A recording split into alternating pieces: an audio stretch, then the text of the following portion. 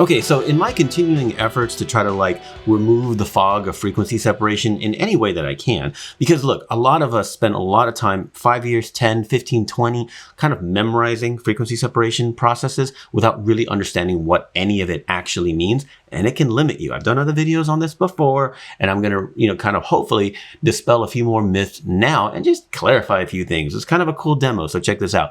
One, I'm fairly certain you're familiar with the idea that when it comes to frequency separation, you have one set of parameters, numbers, and type of settings that you use for 8-bit, and another set of settings and numbers for 16-bit, right? Okay, you may have been told, hey, just use one for the other and go for it because it'll just be good. Well, let me explain a couple of things. We're not going to go super technical. We're not going to get into integer ranges and rounding errors or anything like that. We're just going to give you a quick demo. So, for example, I have an 8-bit image. This is an exported image, JPEG, something I finished, and it's 8-bit like normal, which I'm going to upload to, to the internet and everything else. So let's say I go to my 16-bit version, my freak step.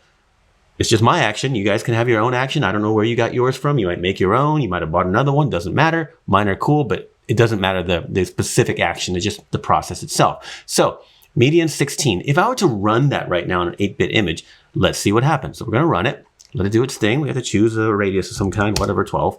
Let it finish. Now, let's see what happens. If we take the folder, the frequency separation folder, and turn it off and on. This is extremely subtle, and I'm not sure how it's going to translate on video, but off and on, off and on. This is a subtle example of what happens or what can happen when you use the wrong one, quote unquote, when you're running frequency separation. You get a darkening effect. Sometimes you get a lightening effect. Most of the time you get a darkening effect. And that is the math. The math is wrong. You're trying to run math in 16-bit mode, as it were. I'm really oversimplifying.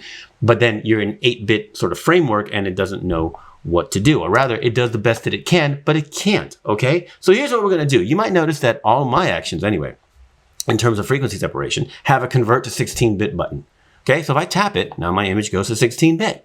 Now, to be clear, converting an 8-bit image to 16, it doesn't add any new image data, okay, but it does give Photoshop what I call greater numerical precision for all the calculations that it has to do for frequency separation. So if you convert it to 16-bit first, you can safely use the standard 16-bit frequency separation settings, all right? Now look, you haven't improved the original data. Like I said, it doesn't work that way. You don't add data, but you change the mathematical environment Photoshop is working in, okay? And all that means is that it allows frequency separation calculations to behave correctly at 16-bit. In fact, let's run 16-bit again. And just for consistency, we're going to go ahead and use the eventually 12 radius on the median. We're going to let it finish running a little slower because I'm recording a bunch of other things. But now, off and on, off and on, off and on. Very difficult to see anything I know on the video, but I guarantee you this isn't changing at all.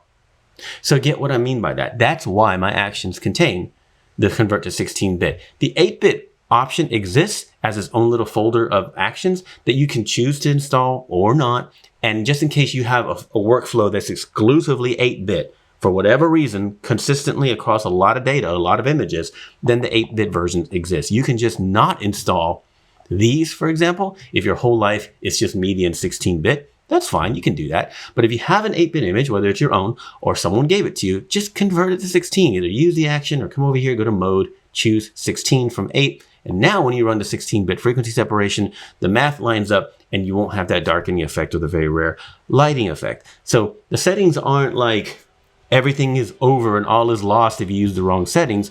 You just get a darkening effect, which can be annoying. Switch to 16 and the math is much more aligned.